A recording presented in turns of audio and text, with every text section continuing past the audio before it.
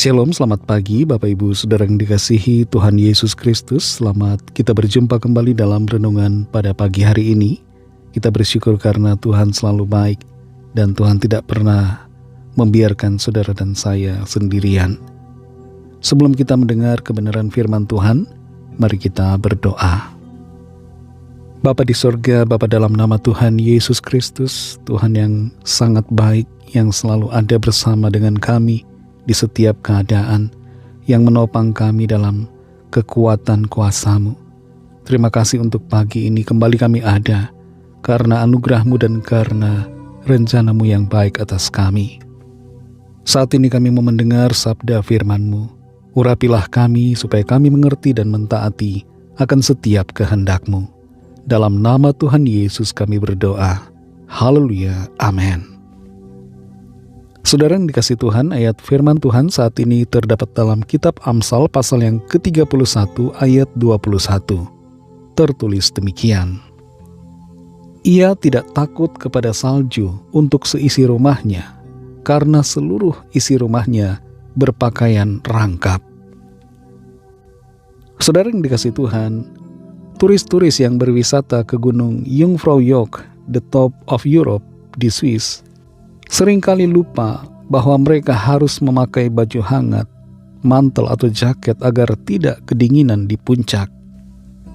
Biasanya hal ini terjadi karena mereka tidak sadar bahwa kondisi di puncak sangat dingin, bisa mencapai -3 derajat Celcius. Sedangkan di bagian bawah, di kaki gunung, suhu sekitar 18-25 derajat Celcius di musim panas. Itu sebabnya banyak turis hanya memakai kaos dan celana pendek ketika naik cable car menuju ke puncak gunung yang tinggi itu dan bersalju. Ketika mendekati puncak, mereka menjadi khawatir karena suhu dingin yang akan mereka hadapi. Turis yang siap dan memakai jaket tidak akan khawatir. Dalam Amsal 31 ayat 21 ini tertulis, ia tidak takut kepada salju untuk seisi rumahnya, karena seluruh isi rumahnya berpakaian rangkap. Ayat ini berbicara tentang istri yang cakap yang mempersiapkan baju rangkap untuk seisi rumahnya, khususnya dalam menghadapi musim dingin, musim salju. Tapi secara lebih luas, ayat ini bukan hanya tentang istri saja. Ayat ini tertuju kepada kita semua, punya pesan buat saudara dan saya, agar kita selalu punya persiapan yang baik dalam menghadapi berbagai situasi yang mungkin terjadi di masa depan. Jangan sampai kita tidak bersiap diri. Kita harus bersiap supaya kita tidak takut, tidak khawatir ketika situasi yang akan terjadi yang mengancam eksistensi kita atau membawa persoalan dalam hidup kita. Kita tidak akan khawatir. Orang yang akan menghadapi ujian akan mempersiapkan diri supaya tidak kebingungan. Orang yang mau bekerja akan mempersiapkan diri supaya tahu apa yang harus dikerjakan. Orang yang akan pensiun harus bersiap diri agar tidak mengalami post-power syndrome. Betapa pentingnya kita mempersiapkan diri dalam menghadapi berbagai situasi, tantangan di masa depan, supaya kita tidak mengalami kekhawatiran, ketakutan, dan tidak kalah oleh kesulitan atau situasi apapun yang ada.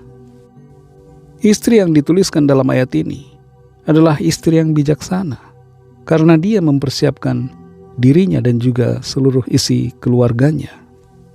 Wujud dari kebijaksanaan adalah mempersiapkan diri menghadapi berbagai situasi. Untuk menghadapi berbagai keadaan yang sulit di depan, kita perlu kebijaksanaan dan perlu untuk mewujudkan kebijaksanaan itu dengan mempersiapkan diri kita. Iman tentu perlu, dan memang benar bahwa kita harus selalu percaya pada janji firman Tuhan. Tapi kita seringkali diminta oleh Tuhan untuk melakukan bagian kita, supaya kita mempersiapkan diri. Mempersiapkan diri juga merupakan bagian dari iman. Saudara yang dikasihi Tuhan, Ada hal-hal yang di luar kendali kita, dan terhadap itu kita tidak berdaya.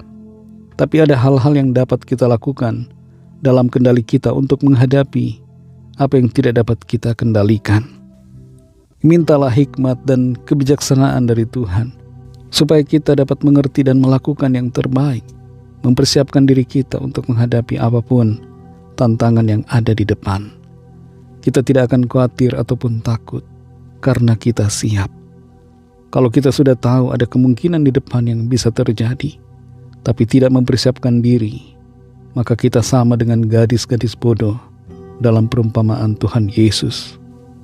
Lebih jauh daripada soal mempersiapkan diri menghadapi kesulitan dan tantangan di dunia ini, kita harus bersiap diri untuk menghadapi kedatangan Tuhan di akhir zaman. Siapkan diri kita agar kita tidak takut ketika Tuhan datang kembali, supaya kita didapatinya berkenan dan akan dibawa masuk ke dalam kemuliaannya yang kekal. Mari kita berdoa. Terima kasih Tuhan Yesus, kami mengucap syukur untuk firman-Mu yang sudah kami dengar saat ini. Tolong kami untuk mengerti, berikan kami hikmat, supaya kami bijaksana ya Tuhan, menghadapi hari-hari ke depan, tantangan kesulitan yang ada. Kami mempersiapkan diri kami, sehingga kami tidak khawatir, tidak takut, terlebih khusus dalam menghadapi kedatangan-Mu, supaya kami senantiasa hidup benar, hidup kudus, hidup taat, melakukan kehendak firman-Mu. Terima kasih Tuhan untuk firman-Mu yang menjadi kekuatan dan penuntun bagi kami. Berkati kami di sepanjang hari ini, dalam segala tugas dan aktivitas kami. Pimpin kami Tuhan, agar kami selalu berkemenangan, dan hidup kami memuliakan nama Tuhan. Kami bawa setiap pergumulan kami masing-masing, setiap permohonan doa yang disampaikan. Lawatlah ya Tuhan dan nyatakan kuasa pertolongan, mujizat-Mu bagi setiap kami. Kami percaya kami alami jawaban doa, kami alami mujizat dan pertolongan Tuhan. Dalam nama Tuhan Yesus Kristus, kami sudah berdoa dan mengucap syukur. Haleluya. Mari sama-sama kita berdoa, doa Bapa kami. Bapa kami yang di sorga, dikuduskanlah nama-Mu, datanglah kerajaan-Mu, jadilah kehendak-Mu di bumi seperti di sorga. Berikanlah kami pada hari ini makanan kami yang secukupnya, dan ampunilah kami akan kesalahan kami, seperti kami juga mengampuni orang yang bersalah kepada kami. Dan janganlah membawa kami ke dalam pencobaan, tetapi lepaskanlah kami daripada yang jahat, karena Engkaulah yang punya kerajaan, dan kuasa dan kemuliaan, sampai selama-lamanya. Amin. Terimalah berkat Tuhan. Tuhan memberkati engkau dan melindungi engkau. Tuhan menyinari engkau dengan wajah-Nya dan memberikan kasih karunia. Tuhan menghadapkan wajah-Nya kepadamu dan memberikan damai sejahtera. Berkat dan anugerah Allah Bapa, kasih karunia dari Tuhan Yesus Kristus, dalam persekutuan dengan Roh Kudus, menyertai saudara semua, sekarang ini dan sampai Maranatha, Tuhan Yesus datang kembali, dan bahkan sampai selama-lamanya.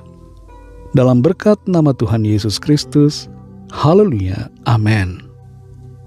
Puji Tuhan, saudara yang dikasihi Tuhan, saya percaya firman Tuhan menjadi berkat dan kekuatan buat saudara semua, dan Roh Kudus akan menolong saudara untuk lebih lagi memahami kebenaran firman Tuhan dan hidup selalu dalam kemenangan. Tuhan Yesus memberkati saudara semua. Sampai jumpa dalam renungan yang berikutnya. Haleluya.